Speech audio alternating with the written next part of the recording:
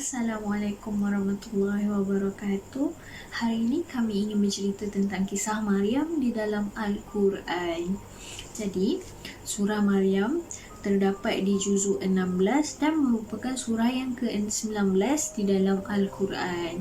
Kisah Maryam bermula di ayat 16 surah tersebut, iaitu Maryam telah keluar dari kampungnya untuk beruslah. Apa itu beruslah? Beruslah ialah pengasingan daripada orang ramai untuk beribadat. Jadi setelah dia keluar daripada kampungnya itu, beliau telah berjumpa dengan Malaikat Jibril. Malaikat Jibril ni merupakan seorang lelaki dan tujuannya berjumpa dengan Maryam adalah untuk menyampaikan berita tentang anugerah zuriat yang suci dan kurniaan Allah Subhanahu Wa Taala.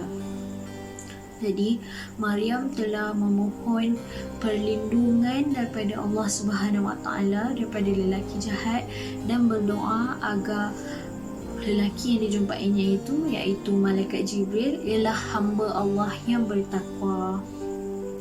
Maryam sangat terkejut apabila mendapat berita tentang anugerah zuriat itu, sedangkan beliau tidak pernah disentuh oleh mana-mana lelaki dan bukan seorang penzina. Jadi, Maryam telah mengandung dan telah pergi ke tempat yang jauh. Di ayat 23 telah berkata, kemudian rasa sakit untuk bersalin memaksanya bersandar pada pangkal pohon kurma. Maryam berkata, betapa baiknya jika aku mati sebelum ini dan aku menjadi seorang yang tidak diperhatikan dan dilupakan. Ayat 24 pula, maka dia, Jibril, berseru kepadanya daripada tempat yang rendah, janganlah engkau bersedih hati. Sesungguhnya Tuhanmu telah menjadikan anak sungai di bawahmu. Jadi di sini Maryam menjadi contoh wanita yang menerima ujian yang amat besar. Ketika melahirkan anak, beliau ditenangkan dengan air sungai yang mengalir di bawahnya. Beliau yang masih lemah perlu menggoncangkan pohon tersebut, iaitu pohon kurma tersebut, untuk mendapatkan kurma yang besar. Kisah Maryam dapat kita lihat iaitu pada ayat ke-27 hingga 29 bagaimana Maryam menghadapi persepsi dunia. Ayat 27 hingga 29 membawa maksud, maka Maryam membawa anak itu dengan menggendongnya. Kaumnya berkata, wahai Maryam, sesungguhnya kamu telah melakukan sesuatu yang amat mungkar. Wahai saudara perempuan Harun, ayahmu bukanlah seorang yang jahat dan ibumu bukanlah seorang penzina. Maka Maryam menunjukkan kepada anaknya. Mereka berkata, bagaimana kami akan berbicara dengan anak kecil yang masih dalam buayan? Sini kita dapat lihat tidak mudah bagi Maryam yang tidak pernah disentuh lelaki dan berasal daripada keluarga yang dipandang tinggi untuk diterima masyarakat ketika kembali bersama seorang bayi, iaitu Nabi Isa AS. Namun keberanian Maryam untuk berhadapan apa juga pandangan masyarakat menunjukkan kebijaksanaan beliau menangani krisis.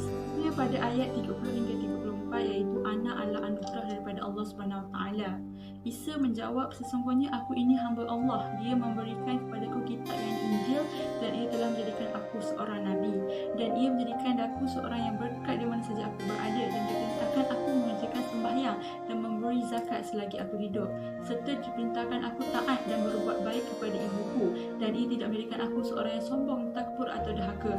Dan segala keselamatan serta kesejahteraan dilimpahkan kepadaku pada hari aku diperanakkan dan pada hari aku mati serta pada hari aku dibangkitkan hidup semula, iaitu pada hari kiamat. Demikian sifat-sifatnya itulah Isa ibni Maryam. Keterangan yang tersebut ialah keterangan yang sebenar-benarnya, yang mereka ragu-ragu dan berselisihan padanya. Anak merupakan anugerah besar daripada Allah. Kita mungkin berasa susah menghadapi kerana anak, namun anak merupakan amanah Allah untuk kita mendidiknya bersungguh-sungguh untuk ke syurga. Jika rasa susah, berdoalah semoga Allah membantu kita sentiasa di dalam lindungan.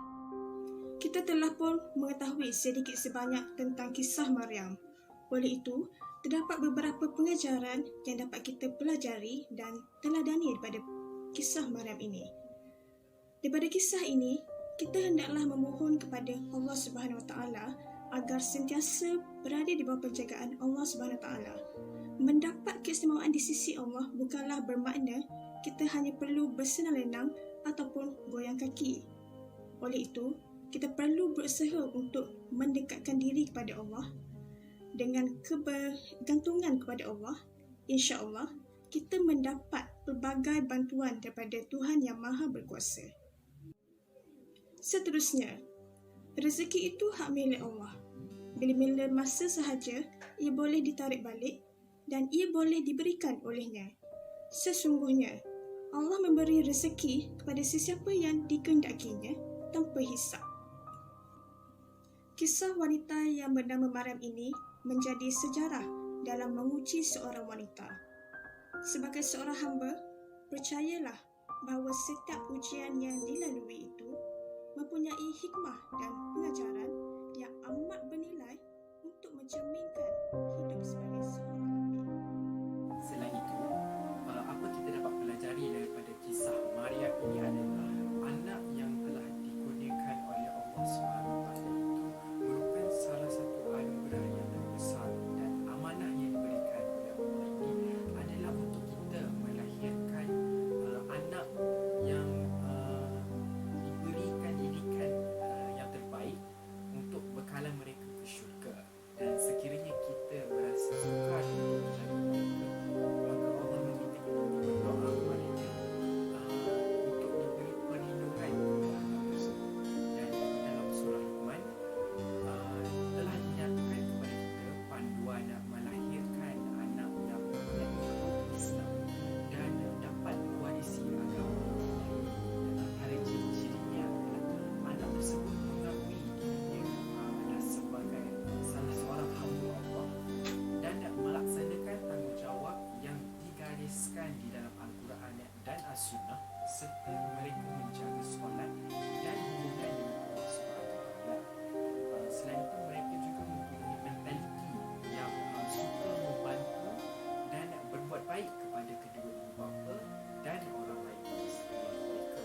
Akhirnya, kita haruslah menggantikan mengamalkan kehidupan yang diberkati Allah SWT sebagaimana yang dikisahkan di dalam surah Maryam ini, yang mana Allah telah mengurniakan kepada Nabi Isa AS kehidupan yang diberkati.